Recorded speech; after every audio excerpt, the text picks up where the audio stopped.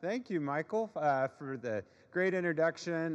Very appreciative to get the invite to come share the story of agriculture. I've heard a lot of good news in other areas of the economy through there, except the level of commodity prices. So going to address that a little bit and attempt to provide kind of an overall of the more interesting parts of the agricultural outlook, really focus on three parts through here in the little less than 20 minutes have allotted for this portion. The first being just kind of looking at various parts of agriculture and how much that really means, how large compared to other industries agriculture, food, and food processing are. We're going to, of course, look at what we've seen, some trends at the farm level as far as incomes and ability to operate into the future. And then, of course, can't have an ag outlook presentation of any kind without touching the export markets through there. So to begin with, let's just kind of look at a few things here. It's important to look at the breadth of what I call the agriculture, food, and food processing industries within the state. If we look at just the value of the products we produce, grains, livestock, and that, and on a typical year, I don't know what a typical year looks like in Kansas, but if we attempt to look at an average year, it's about $15.6 billion. That's 5-year average there. We'll support just under 65,000 jobs.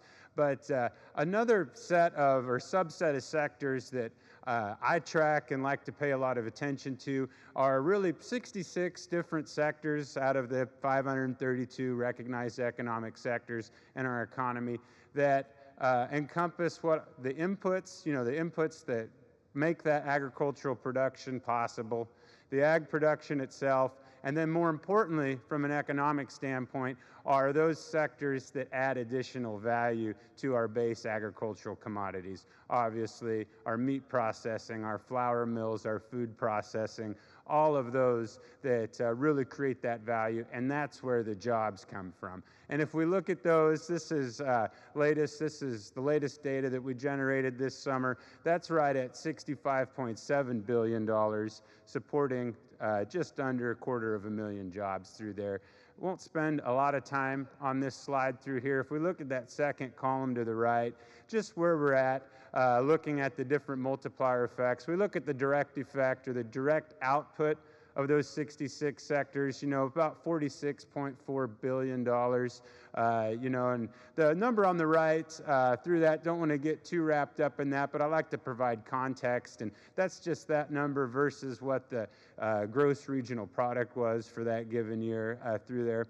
And but then we look at that kind of trickle down, I hate that word as well, effect, but how that impacts the support industries for those 66 sectors. The key in those being transportation, warehousing, finance, real estate really tends to be the most impacted sectors on the input side. And then the induced effects, those jobs, that output that's created both by our agriculture and food production as well as the supporting industries through there. So all told, that's how we get to $65.7 billion. And again, with you see, obviously, this type of industry, very capital intensive through that, with the ratios being off with those providing less than 13% of the workforce through there.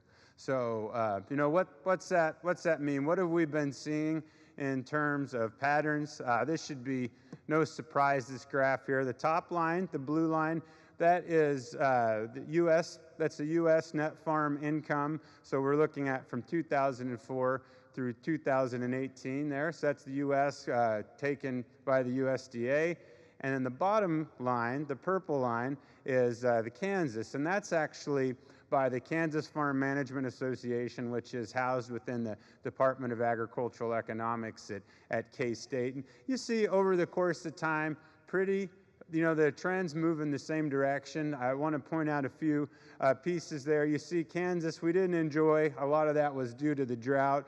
We didn't enjoy those spikes of 2012, 2013 net farm income that we saw on a national level. And on relative terms, between 2014 and 15, when the bottom really dropped out of commodity prices, we went through. You see, we have been recovering at a little stronger rate in 2016 and 17 compared to national, and that is purely a function of we've had absolute record crop yields. In 16 and 17, we produced more grain, more bushels of grain in this state than we ever have in history.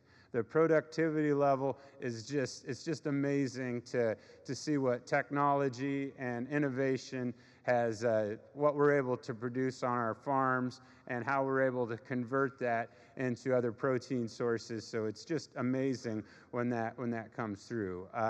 What gets really scary is if you take the price levels that we've seen in 16 and 17 and in 18, and you apply like 2012, 2011 production numbers.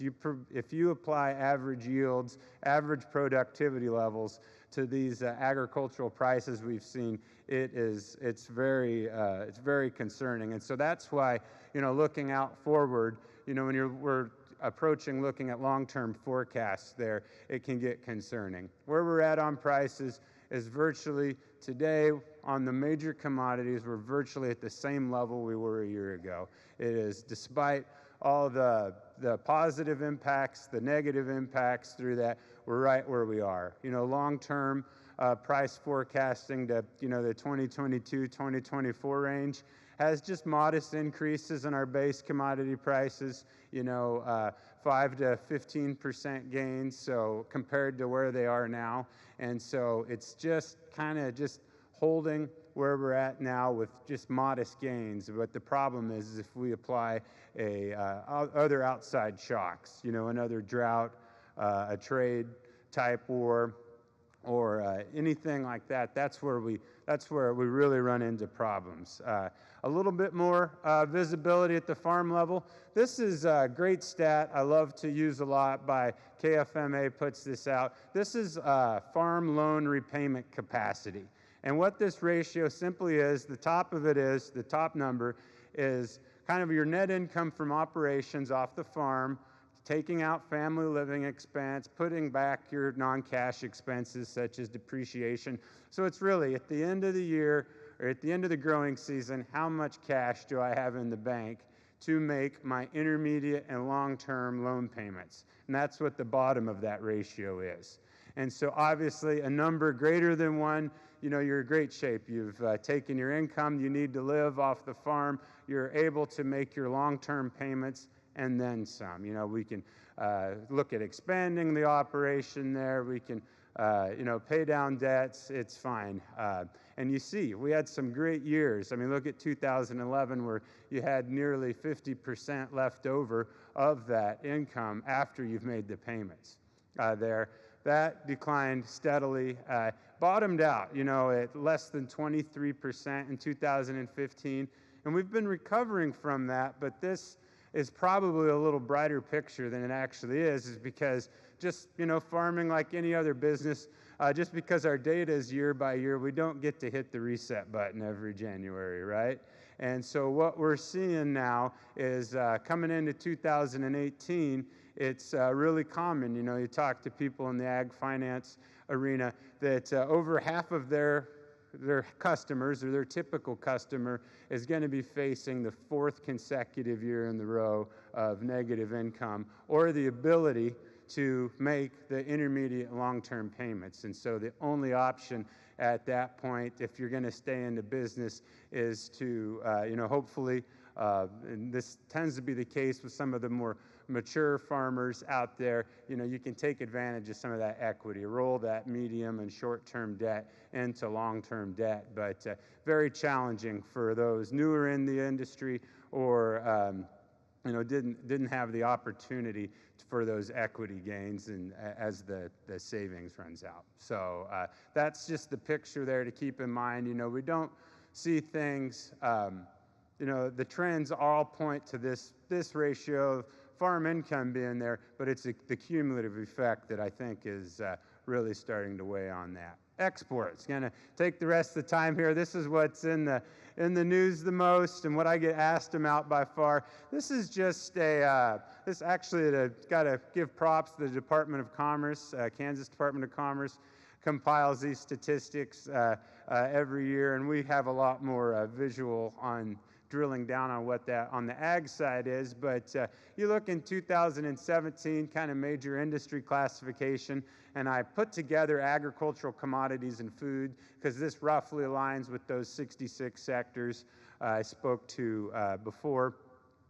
Through that, you look in 2017, about a little over a third of our exports out of the state that went international, $3.8 billion. We're in those categories there. You know, a lot of that's a function of price. I think 2014 would have been our number one in terms of just value of exports, but again, that's just a function of price. You see other industries, I like to keep industrial and electrical machinery at just under 9%. I keep an eye on that because there's a lot of great agricultural equipment manufacturers in the state that export internationally there. Obviously, aircraft and parts is the largest standalone industry when you look at for exports through there. And what do we export?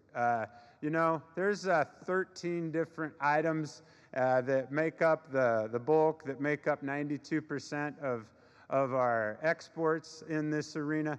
But the top three really are 80%, or close to 83% is just raw meat, and then our grains, cereal grains and oil seeds. That's what we're really good at exporting. There's some interesting things on here. Jeremy mentioned before, it's been fun to watch chocolate exports. That is a direct function of the Mars plant in Topeka there. So they were up to number 7, 19.5 million in exports. And there's some other interesting pieces there. But by and large, a majority of our agricultural exports are more of our raw products through there. Where do we send things to? And this is an interesting slide because we read more into this. You will find this. So this is our ag export ranking.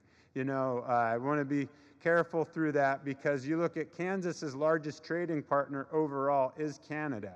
But we look at in 2017 where that holds through. And Mexico, by and large, they take our exports. It is you see the numbers there. It's just baffling there. And so we do. It's really good to hear good news. I celebrated as much as anyone, being a farmer, a cattle producer myself, as well as working in the ag policy arrangement that, when that first bilateral agreement was made with Mexico, I celebrate it. But again, that was just to keep, I hate to call it the status quo, but it really was, because we already had a free and open market system with Mexico with no tariffs, no duties on a vast majority of all our agricultural products. And this agreement just allowed us to keep that. The USMCA. Same with on the, the Canada side. It's really good to get the other piece of that puzzle. I do see I'm looking forward to diving down more as more information is available on USMCA on the Canadian side, because some of their dairy practices have been ruled, unfair, and has some corrections in that on some tariffs that could have some positive impacts on the dairy industry in the state. And have to talk about Japan there. They continue. If you look at total Kansas exports, altogether, Japan is barely, among the list. It barely makes a top 5 of our markets in a given year total. But for ag, it is very important. And I look at lost opportunities. The TPP, the Trans-Pacific Partnership Agreement that we're no longer part of. It's just a local example. Cargill here in town, if they're shipping meat into Japan, they're probably an average tariff rate of 34% now. Members of TPP are at 16 to 17% is where we're at, and that is something that was lost out on. Some other emerging type markets that excite me a lot are, you see Nigeria has just continued to purchase more of our products up through there. Some other African countries, Algeria and Indonesia have really came don't want to say out of nowhere. There's been a lot of great partnerships built up in that, but that is another emerging market, a lot of potential consumers there. And I will talk about China last here. Number 6, China is a very important market for ag. I don't want to downplay it, but I think I always like showing this slide that because China gets what 99% of the press, that all we hear about is China, China, China. And in agriculture, I'm not discounting. We need that relationship. It's through that, but it's not among the most important. So obviously we'll hope, because just that spillover into our markets and what that does to the infrastructure, and that is causing a lot of problems for Kansas agricultural producers, and with it not being one of our largest customers. And so it's a big piece there. Just kind of a last thing on this, how important is trades? These are just base commodities. You look at wheat in 2017, we exported $835 million worth. That's 62.5% of our wheat was exported. Kansas continues to be, we're the top wheat producer. Sometimes we'll fall to 2 as a function of weather there, but for wheat is absolutely vital. We look at corn. We've have the good fortune. We have a very robust livestock industry, very robust ethanol industry within the state, and the export markets aren't as important to the corn. And as I'll allude to here and on the last slide as well, I'd much rather be exporting that corn in terms of protein or in terms of ethanol than I would just our base commodity there. Soybeans, 24%. Grain sorghum, Milo, Kansas, by far the largest producer of grain sorghum in the United States, and trade is there, but looking at the percentages you see there, it is less. We have more of a domestic demand for that product. So what do I see here finally looking ahead? The outlook for production ag side is pretty dismal, if not just kind of keeping where we're at now, barely going. It's not good, but we're not in uncharted territory yet. We've seen these downturns in the past. The most recent one gets compared to a lot was the 80s. So we've seen this level before. I see, I don't think we can count on just better increases in productivity and better prices to pull us out of this as a state. I think other marketing opportunities, such as just continuing to find ways to further process the commodities before they leave the state. If we can turn our base production into a more high-value product, we keep the jobs, we keep the infrastructure here, it does some great things. We need to continue to explore these emerging markets. I love like I was mentioned, Algeria, Indonesia, the Philippines, Taiwan, evidently is a very, very good market going forward for that. And then just ensure that we maintain our existing markets, because this level of declining net farm incomes has happened with record export numbers, so any additional shocks were absolutely there. And then the last piece that you could sit up here and talk for the longest time on is that if I look at the outlook looking ahead, what's holding us back more than any other thing I've mentioned here is the lack of labor. It's our biggest constraint in the state as far as growth, and it is across all facets of the industry there. Whether if I'm in a feed yard in Garden City, Kansas, or if I'm in a tech or a distribution company in the Kansas City area, that comes up more often than anything. And I know we're not immune to that as an industry. Other industries are seeing that as well. I was actually talking with Michael and Charlie this morning, and the banking and the media industries as well are seeing similar challenges. So that's one I want to keep on the horizon, of the importance of having attractive communities for our domestic and foreign workers to come in for. So anyway, thank you very much. Thanks.